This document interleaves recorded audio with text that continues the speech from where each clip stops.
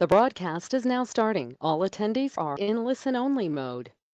Hello, everyone, and welcome to the webinar. I'm super excited to have you all here today. We have a ton to dive into. We're going to try a few new components in this webinar that we haven't tried before, so it's going to be super interesting. I can't wait to dig into all of it. With that being said, I want to give folks just another minute to join, and I want to make sure everyone is able to use the question box feature on GoToWebinar. So if you all could type into the question box, which I'll be able to see your answers, where you're calling in from today. I always love to see where other people are from and where they're calling in from. That's the great thing about these webinars is they're bringing folks together from all different corners of the world. For example, I'm located in Boston, Massachusetts, so I'm calling in from the local IQ office over there today. So love being from this area. I was born and raised, and it's great to always be able to talk to folks on these webinars from other areas. So we got a few responses coming in right now, and I'll try and shout some of you all out for attending, and thank you for joining again. Howard, welcome. He's from Montreal, Canada. Welcome. Valerie from Sacramento, California. Welcome.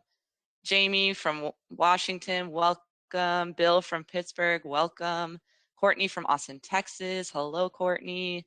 We have Matthew from Columbus, Ohio. Angelina from Palm Beach, Florida. Alyssa from Phoenix, Arizona, Casey from Denver, Colorado, Alex from Toronto. Sheesh, these are coming in left and right. This is great, everyone. Awesome, awesome. Some folks from Memphis. Sean from North Carolina, welcome. Anna from Chicago. Eileen from Houston. This is great. Mary from Kentucky, Ron from Toronto. We have tons of different folks from so many different places today. This is pretty amazing. Mary from Massachusetts as well. Hello, Mary. Thank you all again for hopping on. And this is just a really great way to start the webinars. It's just always so nice to see that so many different people are on the same call all together to learn the same things. So with that being said, we're going to jump into a few housekeeping items for today's webinar. This webinar will be recorded, so don't worry about taking notes or anything like that. You'll get the materials in your inbox later today and you'll have access to the recording.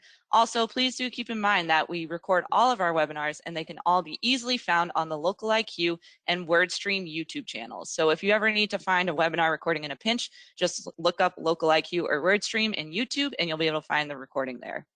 Like I said, check your inbox for the materials later. And then also I had you all practice using the question box because you can submit questions throughout that I'll be able to see at the end for the Q&A segment. If you've attended any of our past webinars, you know we have really in-depth Q&A segments. I love doing those. So make sure that you're able to add in your questions for that at the end.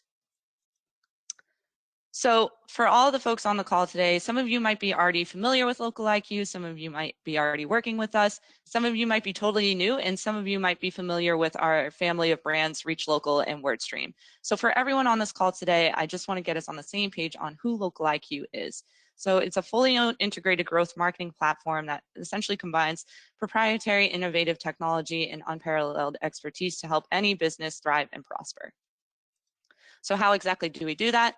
Well, of course, like I mentioned, we have technology at our core. So we make informed data-backed decisions with our platform that is pulled from data of over 1 million local IQ campaigns. So this is in proprietary technology that you can't find anywhere else.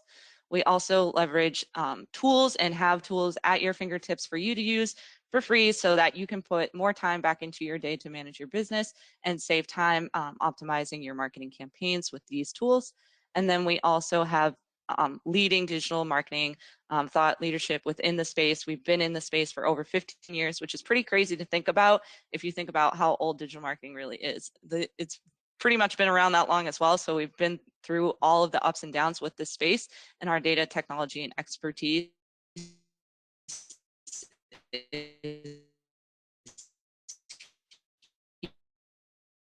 here to something else to keep in mind with Local IQ is all of the major advertising platforms. So that is kind of an maximize campaign success for folks, demonstrate clear platform skills and expertise, and meet very specific and rigorous requirements. So we are a Google Premier partner, a Microsoft Elite partner, and a Meta Business partner. So just know that you have untapped expertise here, something you won't be able to find anywhere else.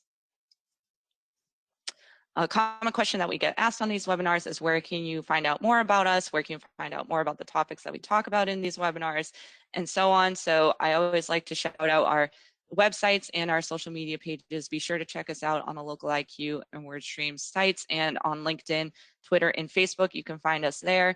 We post a lot of in-depth articles on our blogs and on our social media about the topics that we cover here. So if you feel like you have more questions, want to take a little bit more time with what we discuss, definitely check those out. Also, we do post about future webinars and events. So if you want to attend more of these in the future, you can check that out as well.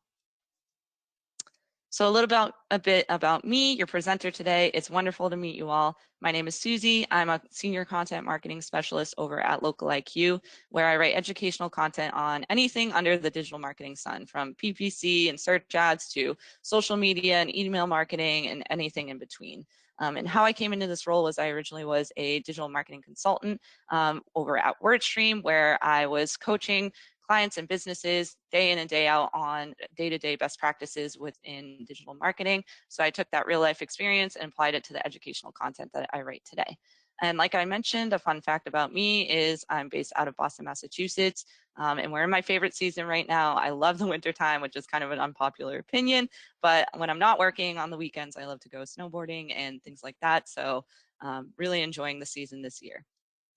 If you want to follow me on LinkedIn and Twitter, you definitely can. I reshare a lot of the Local IQ, WordStream news and events and things like that. So I want to cover quickly just what we're going to be walking through today. We're going to just basically be focusing in on PPC strategy and how to audit your account and how to adjust your account for the best success possible. So we're going to walk through a few account audit techniques. We're also going to cover a SWOT analysis for folks that are familiar with SWOT analysis. Welcome. For those who aren't, I'm going to walk through exactly what that is and how that can help your account. And then we're also going to dive into some keyword research tips and best practices, because that's at the end of the day the core of any search marketing campaign.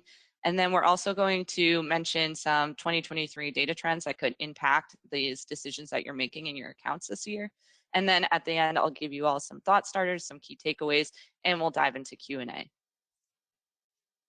So if you've attended any of the past webinars, you know that I love to keep our attendees on their toes. So I'm going to warm you all up with a pop quiz. If you could just type into the question box, I want to hear how you all think, if you're running search ads right now, how they're really doing, and kind of, take a step back for a minute and think about, how do you feel like they're actually performing? Do you feel like you could get more out of it? Do you feel like they're perfect and running exactly how you want and reaching all their goals? Are you struggling to hit one specific goal, but doing okay, floating above water? I just love to see where folks are at when it comes to search ads. Everybody's situation is different.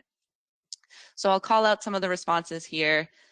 Kim here says 80% they do well, but she feels like she could get more out of it. She feels like they could be doing a little better. I think a lot of us are in that boat, right? Something I say about people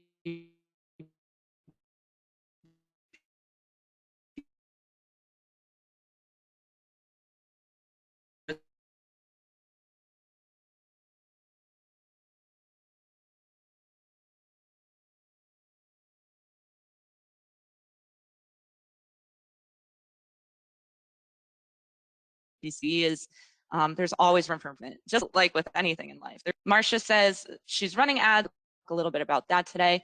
Alex thinks they're doing okay. It was poor or not really doing well, and congratulations on starting that out. Anna says she feels like she could continue to revise ad copy, right? Howard, a lot of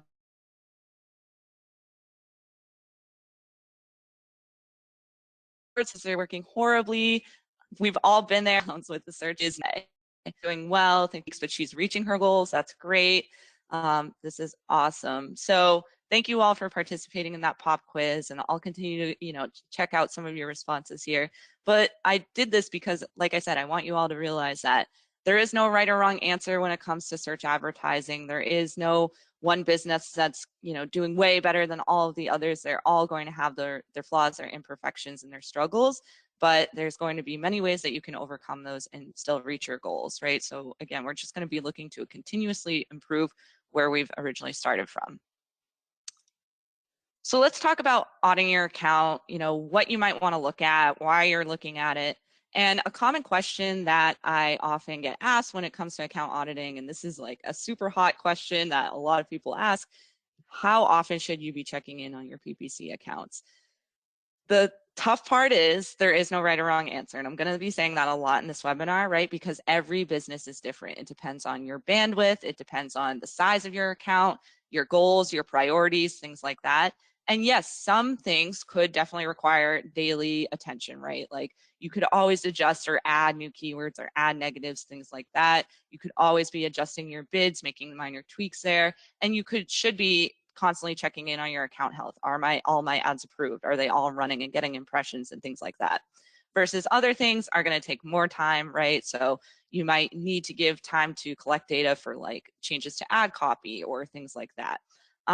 What I do tell folks whenever you are making changes or optimizations is try to give it at minimum 14 days, ideally 30 days, because you need time to let the platform adjust, let the algorithm adjust and try and optimize for you. And then to also collect that data to get real concrete information on how that changes impacted your performance. So those are a few quick guidelines and a few examples of what you might do. Again, don't beat yourself up if you don't have the bandwidth to be checking in every day. And, you might be checking in quarterly or monthly, depending on your priorities and your goals. So let's talk about when you are checking in on your accounts and when you do have time to do so, what are some key questions you should ask yourself? So the first question is pretty basic, but this is a really good starting point. Does your account structure support your goals? Now, this might feel like a given, right? Like obviously, if you're running search ads, there's specific goals that you're trying to reach, you're trying to grow your business, but let's take a deeper dive into what that could actually look like if you do a little bit more of a structured exercise for this. So I always refer back to the SMART goals. Some of you might be familiar with that, but essentially it means that when you're running your search campaigns, making sure that what you're looking to achieve with them is specific, so very clear in what you're looking to achieve, easy to report back on and measure on the effectiveness of it, and then also achievable. So is it realistic? Is it relevant to other things that you're promoting within your business?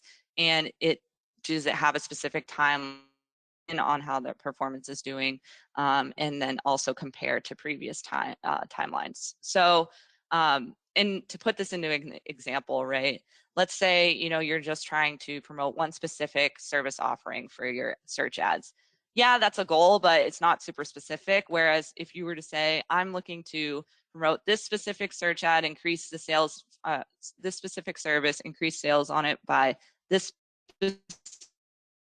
end of this date, it should have reached that goal. And if it's not, what am I going to do next? And making sure that that key offering that you're promoting on your search ad is also something that is a focus for your business, right? So you don't want to be spending money on search ads for, a minor service or a lesser popular service that you're not necessarily looking to grow. So those are ways that you can look at your search ads and kind of narrow in on your goals a little bit more, and make sure that your structure is working accordingly, right? Because if you're having a search ad that's just generally promoting your business and not that specific service in that example, you're going to have a harder time actually, structuring out your account and reaching the goals that you want. So this is another example here. On the left, we have just like your basic usual account structure, and I'll dive into that a little bit more. But over on the right with this example, roofing company, this is basically an outline of how those, how your goals could impact your structure, right? So in this case, this roofing company has this one account and they're focusing mainly on installs and repairs. So if they had other services that weren't a priority, they probably aren't building them out, right? And then within those two main services, they have, subcategories within that. So that's where you're going to get your specific ad groups like roof installs versus gutter installs, which are going to require different keywords, possibly a different landing page, different ad variations, and so on. So that's how you would kind of structure out your account to reach specific goals for specific types of sales and things like that. And like I said, over on the left, that kind of breaks down how a search ad account is broken out structure-wise. Now, these are some loose guidelines, and the reason why we put these here, and it is going to look different for every business, but keeping in mind those goals here, with those guidelines of how many ad groups you should have or keywords, it's going to relate back to your bandwidth and your ability to manage and grow your account, right? So if I have 1 million ad groups within one campaign, not only is that going to make management a nightmare, it's also probably going to impact my performance. And because at that point, I should probably just break them out into different campaigns. If I have a ton of ad groups within one campaign, that's an indicator that I actually necessitate multiple campaigns. So not only to make management easier because I have things a little bit more organized in my account, but also to make sure that my keywords are more specific, my ads are more specific, and so on. So we can definitely dive into a little bit more of that as we take a walk through Google Ads today and things like that, but that's just a loose guideline. So second question here, do you trust your conversion tracking? Now, I know this is a big hot button topic for a lot of businesses out there. Conversion tracking is hard to set up. It's hard to trust. It's hard to manage. So we're going to talk about kind of why you might be looking at that a little bit more in depth. So I know this is a little bit of a rough view, but it's essentially the only view that we have access to in Google Ads of your conversion actions and your tracking. So just looking at those actions that you want to track, making sure that you're tracking the specific actions that are meaningful to your business, right? You don't want to leave anything behind, but also to making sure that that's continuously up to date and efficient. So looking at those tracking statuses here, and not all of these statuses that you see highlighted here would necessarily mean that your conversion tracking is wrong. For example, the no recent conversions flag, that doesn't necessarily mean that the tracking isn't working for that specific action. It just means it hasn't collected conversions on that action in a little bit. So what that could indicate though is, well, one off the bat, you're not getting enough conversions to that action. So you might want to re-optimize to drive, more conversions to that action, whether that be adjusting your ad copy, adjusting your landing page, and so on. But also too, that conversion tag is working. So those are just some examples of how you can look through your different conversion actions, how you can look through the status of them, because if your conversion tracking is inaccurate, then obviously your data backed decisions are going to be slightly off, right? Because you're not going to get the most accurate data possible to understand, how your consumers are actually coming to your ads and taking action on them. So I'm going to take a walkthrough of how that could look like in the local IQ lead dashboard. So I did a quick little recording here for you all, and I'm going to take the sound off because it's not really necessary here. Basically, what I want you all to see is how you can get a much clearer view in this lead dashboard rather than that messy, grayed out Google Ads platform view. You can get much more in-depth specific information on specific actions here. So it's just kind of a nice different view that I wanted you all to compare to be able to see how you can get specific actions there.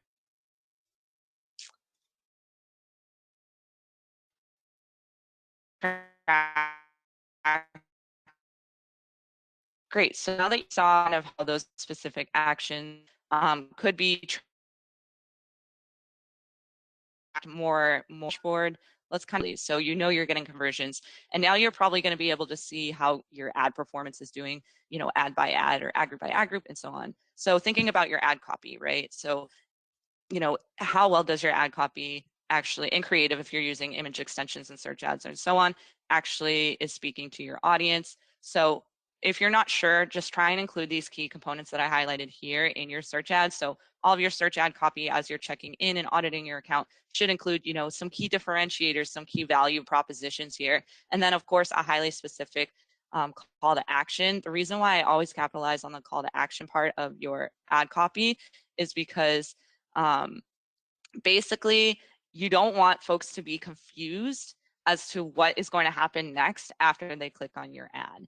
If they come and see your ad and click on your ad and get to your landing page and they're not sure if you're expecting them to take an action, they're not sure how to take that action, it's unclear, then you're going to end up wasting money on clicks that don't actually convert, right? So always, driving home those CTAs and making sure that your ad copy is tightened up to going to speak the best to your audience is going to be really important here.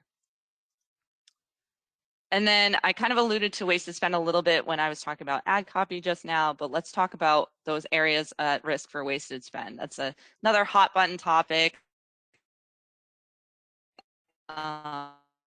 Big ad wasted.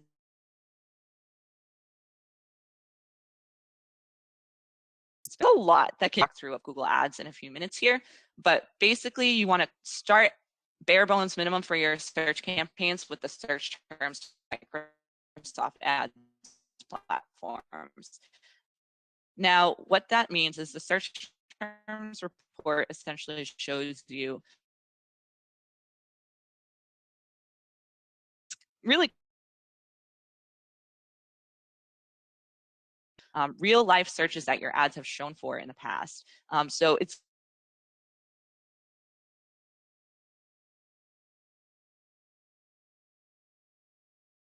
cool to come across. You see certain terms, well, that's an indicator for clicks from it. Wasted spend right there.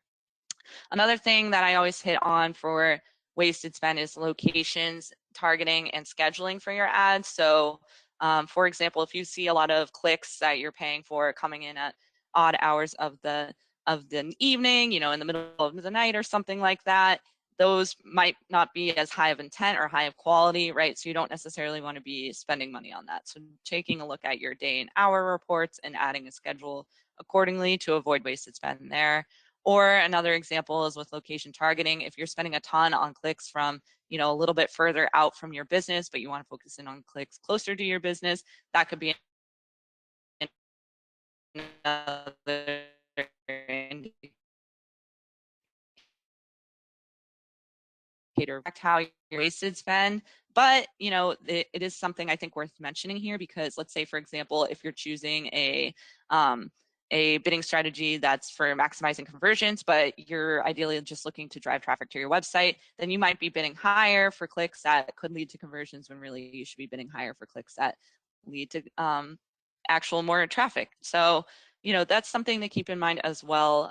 Their bid strategies, your webinar in and of themselves, but I just felt like it was worth mentioning here. We have a ton of in-depth resources on bidding strategies, so definitely check those out.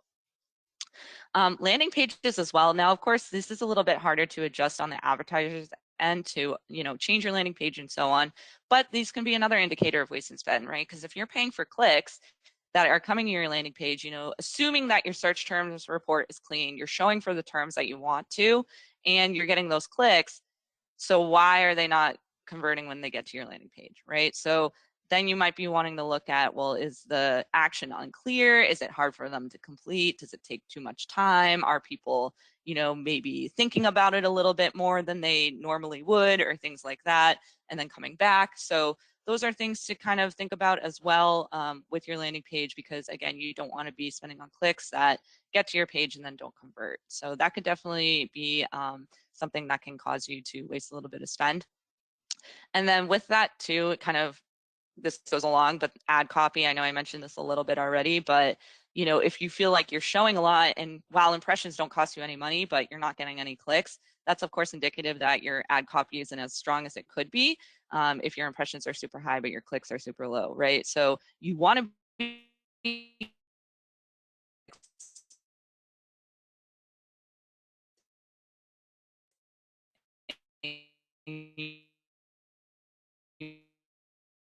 you want your ad and what their copy to be as clear and as high intent as possible will help you ensure that you get the highest quality and the highest intent traffic possible. There's a ton more that goes into Google Ads accounts and Microsoft Ads accounts, and a ton more that could impact your spend. And you know, I wish I could talk about it all day. So I do want to just mention that there's much more that you could look at, but these are a few examples of some key things that can be quick fixes to save you in spend. So this is just another example here of some how you could get a high-level bird's eye view of if you're wasting any spend. In the local IQ lead dashboard, we do have that handy spend tracker that you see here on the bottom. So this will make sure that your spend is pacing how you want it to be to help you avoid any wasted spend in the long run. So that's kind of a view that you wouldn't necessarily get in Google Ads that can help you ensure that your spend is on track for what you're looking to achieve. And our president, Chris Barton, kind of capitalizes on this with the local IQ lead dashboard and our local IQ proprietary technology here, where our platform is looking at multiple different data trends and data points predicting different hurdles and optimizing according to your daily spend target, to your overall spend targets, and also ensuring that you meet your business goals. So just a few different ways that our platform can help you avoid wasted spend without you having to do a ton of manual work like you would in Google Ads. And then last question you should be asking yourself as you're auditing these accounts is, should you be scaling or should you be optimizing, right? So you're seeing all these different results from your audit, what do you do next?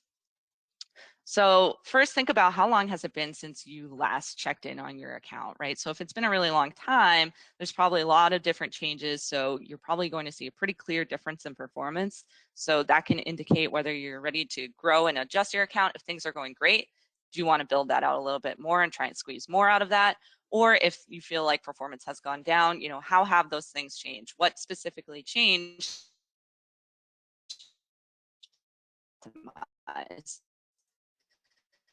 And thinking about, all right, if my account is doing well, bandwidth wise, do you have the ability to manage more, things like that, versus if performance is down, thinking about, do I need to scale back? Do I need to take a step back and rethink my strategy, rethink my structure, things like that.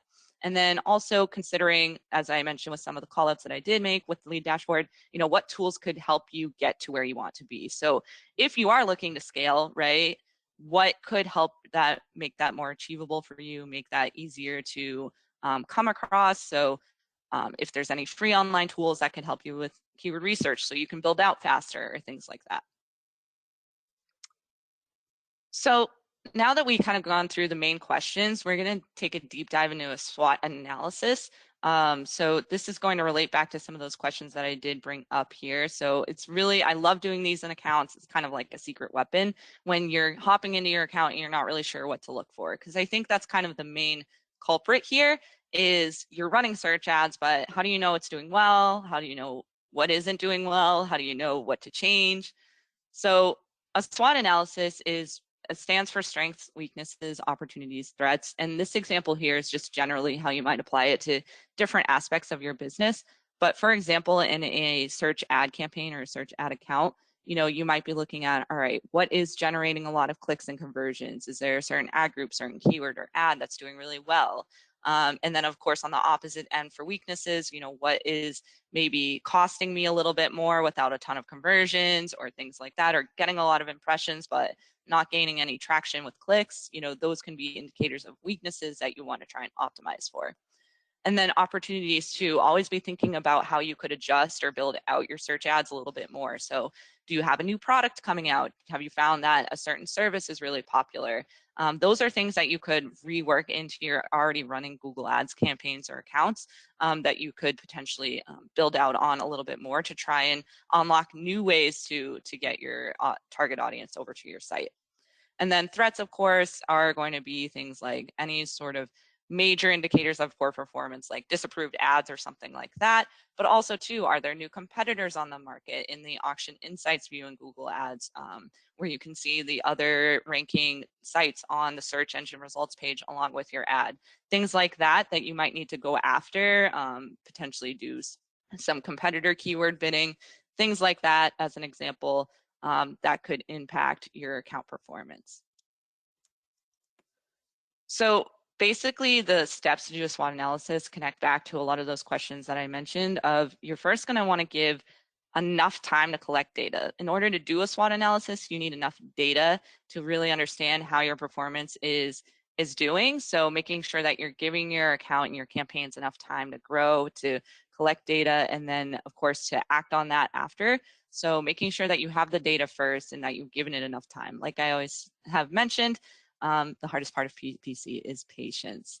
And then once you have that data, right, you're looking at key metrics. Now there's endless metrics that you can use to analyze your search ad campaigns. So you really need to narrow in on which ones are most important to you. So for example, a lot of hot ones for advertisers are like clicks, impressions, cost per lead or cost per conversion or acquisition, as you might call it, cost per click as well.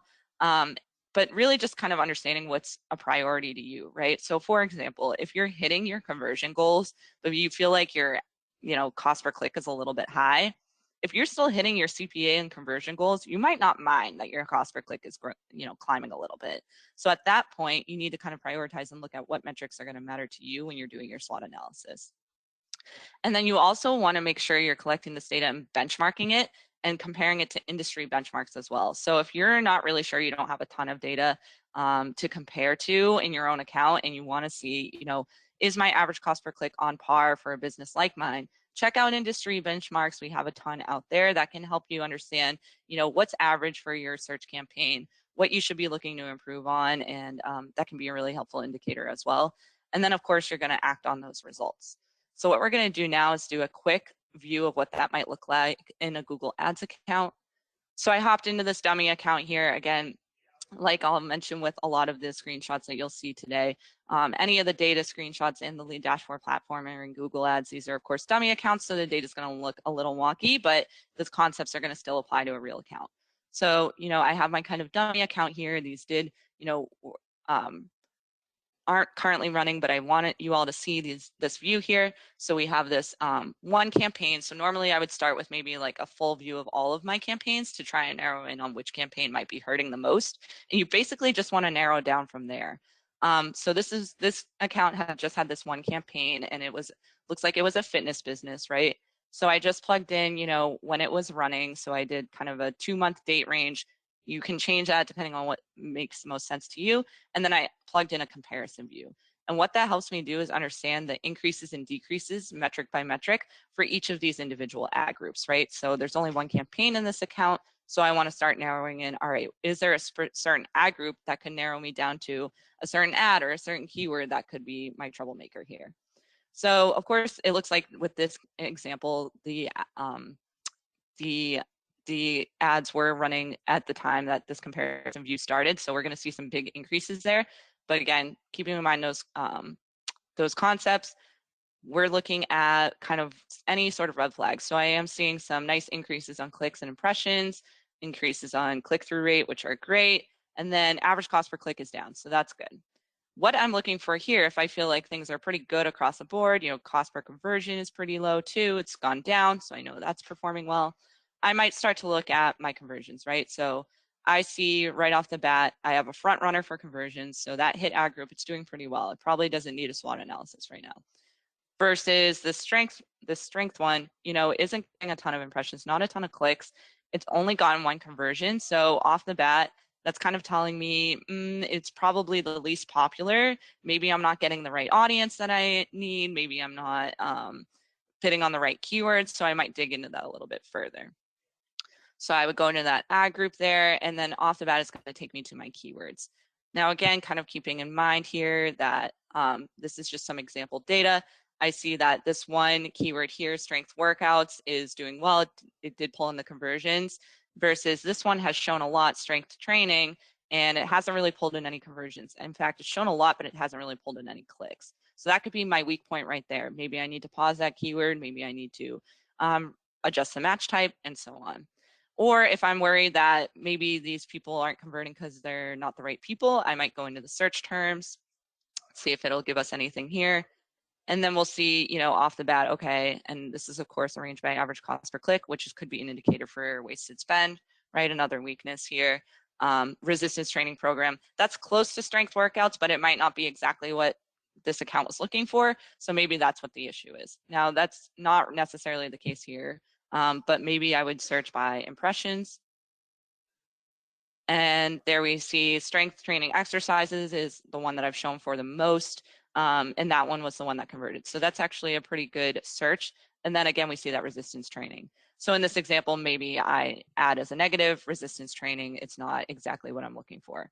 This is a very loose example, but just one way that you could walk through your Google Ads account and just kind of, again, go piece by piece, metric by metric, data by data, and just start from the top down. So going back into our PowerPoint here, we see a much cleaner view, right? So basically, I did a lot of work to get to where I needed to get to make those adjustments just now, right? Whereas in this lead dashboard view from Local IQ, it's much cleaner. You get a bird's eye view, that top-down level look at your performance, like I was mentioning, and a much easier to read and easier to digest type of dashboard. And what I would like to highlight here too is definitely that chart. So for example, if impressions or clicks are metrics that matter to me, I could see if they're trending up or down. Again, this is dummy data, so we don't want to, take that into account here. But, if there were real data here, we would see, some clear trends, and that can really indicate where you should start optimizing. So let's dig into keyword research a little bit now, because I did kind of dig into that when I was in Google Ads. It usually ends up coming down to keywords, right? Keywords are the bread and butter of your search campaigns. So let's talk about why this is so important to any of your SWOT analysis. So I want you all to first keep in mind your keyword intent. This, I think, gets too often forgot by advertisers, but it can really impact your search campaigns. So as you're building out your keyword research, you're adjusting your keywords, you're adding new keywords, you want to be always focusing in on those transactional keywords right here. So those are ones that are, folks searching to complete an action. They're going to be much more likely to convert versus somebody who's just looking for information.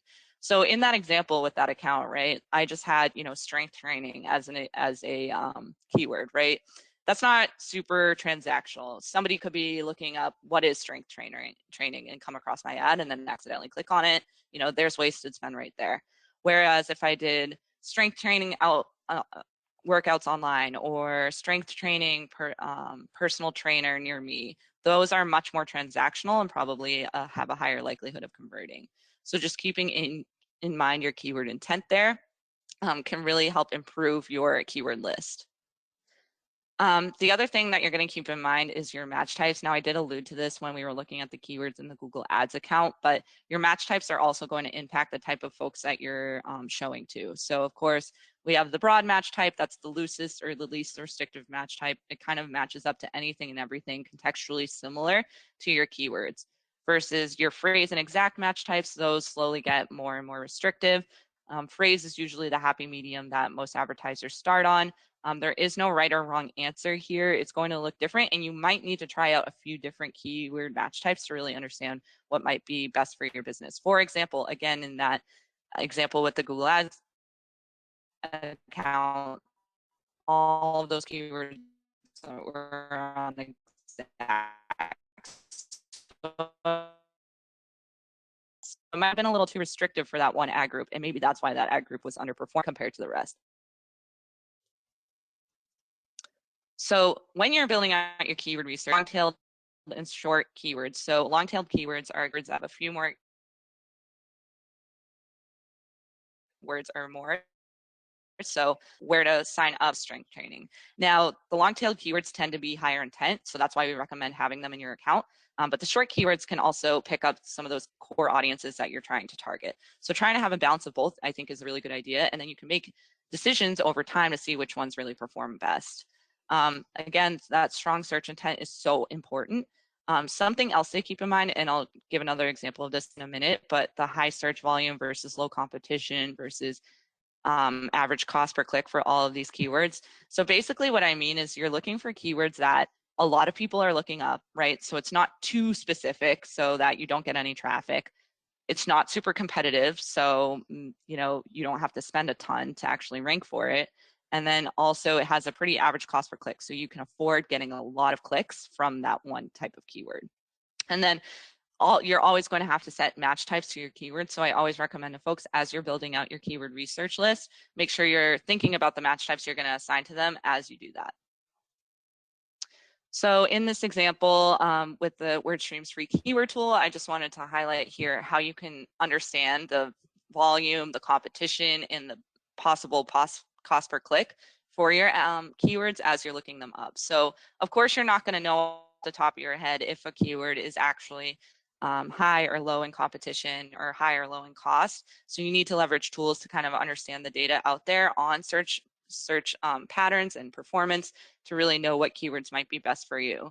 And don't always prioritize one sort of metric over another. A common example I give is, let's say you see your number one core term, like the main keyword you thought you were going to bid on, has a really high top of page bid, so it's probably going to have a pretty high cost per click.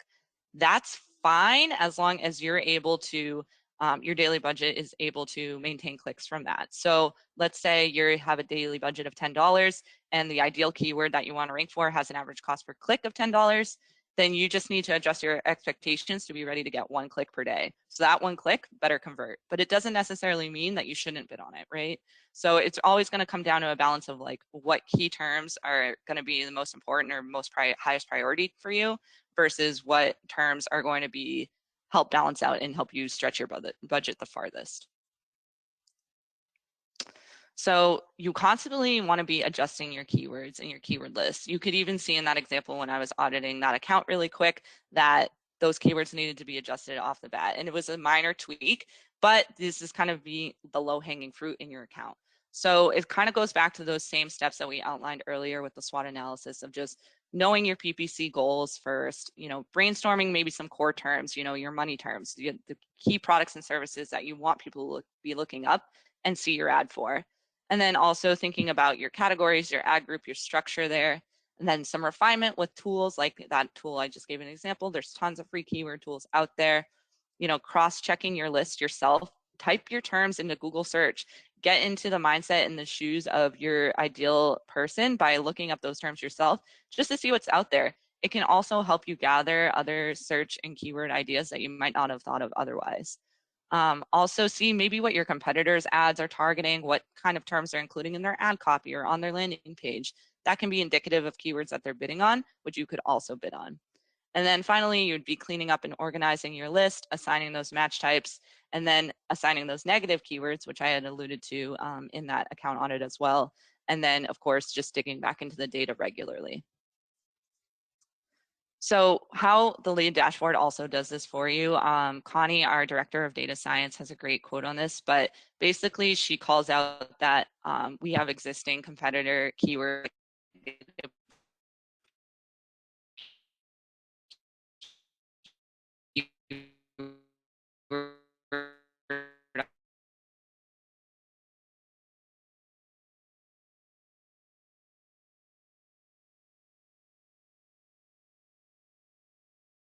we have negation that advertisers don't have time to words for their campaigns, negating out terms that might not have multiple meanings that won't make the most sense for your ads. So unless you have a ton of time to kind of manually go through that like I just did on your own for the many keywords that you may have in your account, this can be a really helpful tool to just save you time and also make sure you're covering all your bases keyword wise. So we kind of dug in pretty in depth into an audit. So let's kind of talk about some of the high level data trends that you'll also want to keep in mind. So as you're considering your own data, you also want to be considering the data of the space and your industry out there.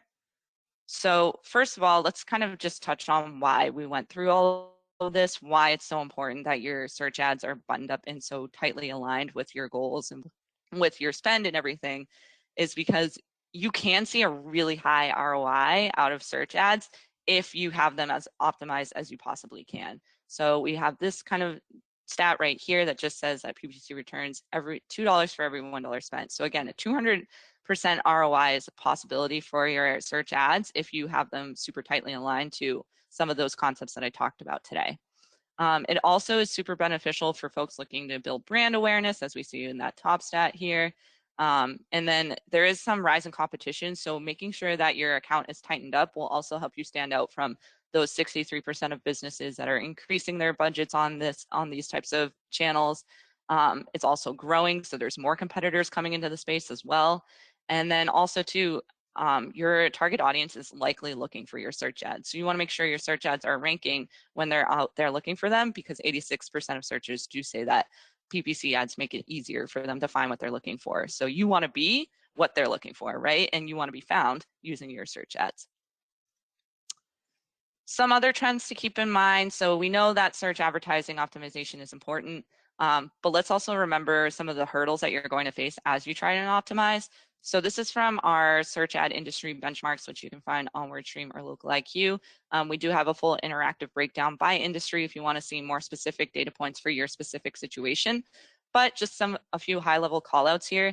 You see in the top right, there's been a huge increase we saw in cost per lead for across industries. So the more you have your search ads optimized, the higher likelihood you'll be able to save money and be able to avoid falling victim to that rising cost per lead. And that's not just because, there's the, Google Ads is raising prices or something like that. It's more due to economic factors and, like I said, more competition coming into the space. So it's going to get more expensive for you to be able to advertise on Google. So you want to be able to get the most bang for your buck possible with these optimization strategies. So again, just called out a few averages here. Now these are across like over 27 different industries. So, it's going to look a little different for each individual case, but just keeping in mind those benchmarks that are going to help you make those data-backed decisions. So for example, if you do see cost per lead go up in your account, don't think that automatically something's totally broken and you need to pull your ads or you need to completely change your strategy. In fact, a drastic change in your account like that could actually be counterintuitive. So you want to just be taking it step by step and know that these are the norms now and just be able to optimize accordingly. Something else that I wanted to call out is from our partner over at Microsoft. They mentioned this in our last webinar with Microsoft, so definitely check that out if you haven't yet on YouTube. But I did think this was a really interesting stat, so I wanted to just call it out that the majority of businesses are expecting to increase their search advertising budget, not even by a little, by a decent chunk in this coming year. So this is data that they found, and I thought that that was interesting because, again, keeping in mind that while costs are rising, your competition's budgets are also rising. So just keeping that in mind. And that doesn't mean that you need to just stop. But again, like I said, do here. Main ideas here, but I do want you all to keep in mind that, again, costs are rising, which is totally normal considering the state of search advertising right now. With that being said, you just need to get smarter and work smarter, not harder, when it comes to your search ads to maximize your budget, maximize your conversions. Also keeping in mind with your conversion tracking and your optimization that your conversion path is going to be changing. So your click-through rates and conversion rates might ebb and flow, and so should your strategy. The buyer's journey is definitely evolving. Rather than previously people were just searching and knew exactly what they wanted to purchase right then and there. A lot of the time now, people have so many different accesses across so many different devices to make buying decisions.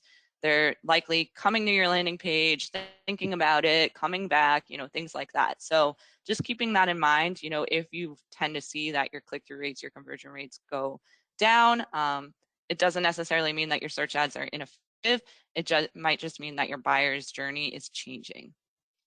And then, like I had mentioned, competition is continuing to rise. So the more buttoned up your search ad strategy can be, the better off you will be in comparison to the competition. So a few thought starters for you all. Some of the main points that I just want to, again, hone in on here. I wrote this in here, always ABC, not always be closing, as many people know it as, but I meant always be checking in on your PPC performance. The number one thing that you want to be able to do is at least check in on your account and know and just be able to see how things are doing, making sure that you're benchmarking performance. It doesn't take a lot of time to just hop in there and see, all right, our costs up, our costs down, our conversions up or down. Just those high level bird's eye views that you can take on your account can really make a difference here.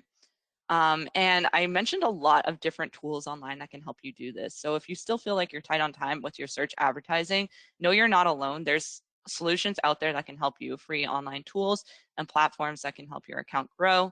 And then lastly, of course, this is a main takeaway that I mentioned in all of my webinars. If there's one thing that you all remember after leaving this webinar, it's always, always, always have a backup plan. Be flexible, right? So the search advertising landscape is constantly changing and evolving. We've seen a ton of platform updates and changes. So you need to be ready to be nimble and to adjust your strategy accordingly. So don't be married to one set budget, one set strategy. It's totally okay and normal to change up your search ad campaign strategy. So just keep that in mind going forward. And with that, we're going to launch a quick poll. I know that was a ton of information within an hour. So we're going to launch a poll here. If you feel like you have a lot more questions or you need a little bit more help with your search advertising, feel free to hit yes in that poll so that you can speak with an expert and get individualized advice for your specific situation. Now we're going to keep that poll up for the remainder of the webinar. It is going to switch over to kind of an audio portion while that poll is up, and I'll go through your questions here. So if you haven't submitted your questions for the Q&A, be sure to do that now because I'm going to dig into some of those. So we have a ton of questions coming in here, and I hope that I can go through all of them here. Let's see. Jeannie asked, any recommendations for super targeted segments? For example, we get a lot of lead conversions from people who cannot afford our clients' client services.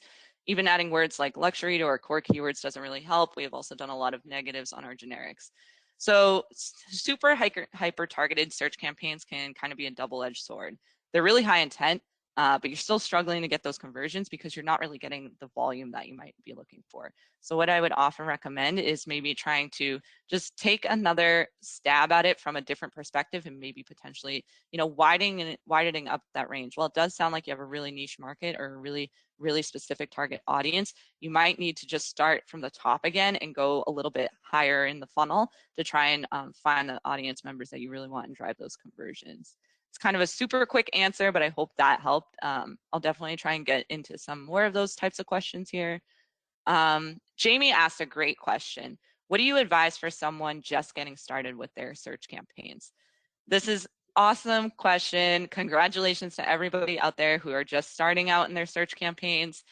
I would say be patient and be flexible. So don't let the first scary metric that you see, which you will see some, right? Because no search ad account is perfect, throw you off your game and cause you to make some sort of drastic change to your account. Like I had mentioned earlier, drastic changes to your account can cause drastic changes to your performance, right? And you're not really ready for that at that point. So just try and take your time, roll with the punches of the ebbs and flows of your performance, I think is kind of the most important takeaway there. For folks asking about the materials and the recording, you will get those into your inbox later. Great questions. Samantha asks, what's your click to impression rate be? How do you know if you're not getting as many clicks as you should be and thus need to amend copy? This is a great question, and it's going to be a little bit different for everyone. So essentially, she's asking about your click-through rate. So if you have a really high rate of impressions but not enough clicks, like what's the threshold for that? How do you know? And while it is different for everyone, I think it would really come down to, just being realistic about your specific industry and what you're specifically offering in your ads.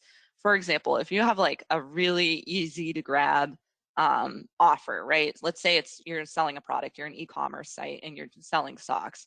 Odds are you're going to have a pretty high click-through rate because it's pretty easy for, people are just going to be clicking on that.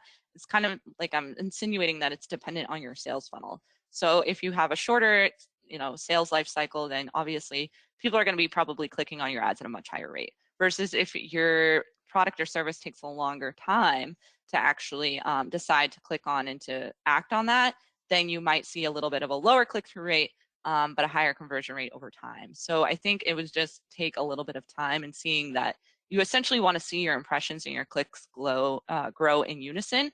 So that's what you should really be looking for there. Let's see. Great questions here. Keep those coming in. There's tons of them. Okay, Jay asked, how can I increase? He's totally new to all of this. Welcome to all these newcomers. This is great to see. How can I increase and get more leads? It doesn't seem to grow no matter what I do. We've all been there, and I know I kind of just alluded to this with my answer to Jamie's question, but yeah, it's going to be tough to get more leads out of the gate. Actually, for most search campaigns as they start out, they're going to be a little bit slow because you need to generate the volume and the demand for those search ads to actually generate those clicks. So for example, if you're like a brand new business, right, and you're bidding on your brand name, but folks don't really out there don't really necessarily know about your brand name yet, they're likely not searching it. So that can be just one example. I don't know if that's the case here, but just one example of how the search results can be kind of slow at first. So not only do you just need to hold on and, have that patience, I think that's really important, but also just kind of, considering your other channels that can boost your search ads. And this is something that we talk about in a lot of our other webinars, but basically what I'm saying is, let's say you don't necessarily aren't getting the volume or the conversions that you want off the bat. You might look at, running some more social media marketing or some display advertising to just get your business and your offering out there a little bit more passively to reach more folks. And then that'll trigger more searches down the line to hopefully increase conversions. And it is proven that there are plenty of statistics on this out there. So I'll try and include them in some of our next webinar, but basically it is proven that when you're running other campaigns and other channels in unison with your search ads, that your search ads tend to see higher conversions. So you kind of want to hit multiple different bases and pretty much hit your target audience in all different corners of the online journey. So Samantha asked, do you recommend bidding on your own business name, even if your competitors aren't bidding on it? Great question, Samantha. So this is going to, of course, be dependent based on the account and your goals. It's usually, we find that branded searches are much less expensive. So if cost per click is a concern for you, you might want to consider bidding on your brand name. But otherwise, it might not be necessary. It might not hurt to include it either.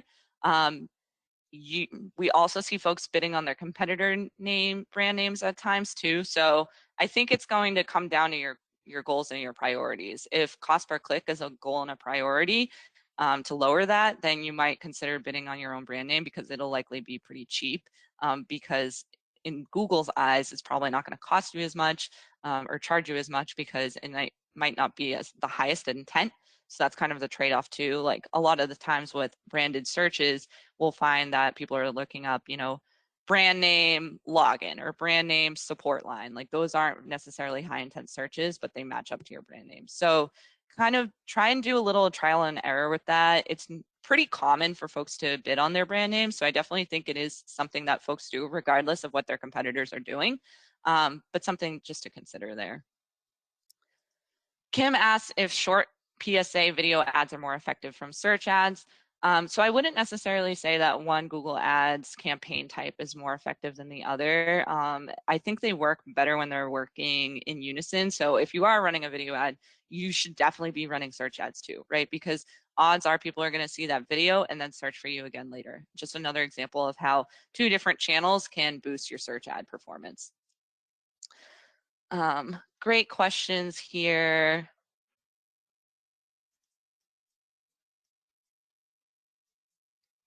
I know we're right at time and I wish I could answer all of these. So thank you all for submitting all of these. As you can tell, I could talk about PPC all day long, which I wish I could today. But if you do have more questions, like I mentioned, you'll be able to, if you opted yes into the poll, you'll be able to get your questions answered after. But also be sure to check out our blog and our website and our YouTube channels for more in-depth information on the topics I covered today. Thank you all so much for joining. Keep your eyes peeled for more webinars like this. We do them monthly, and I hope you all have a wonderful day. Thanks so much.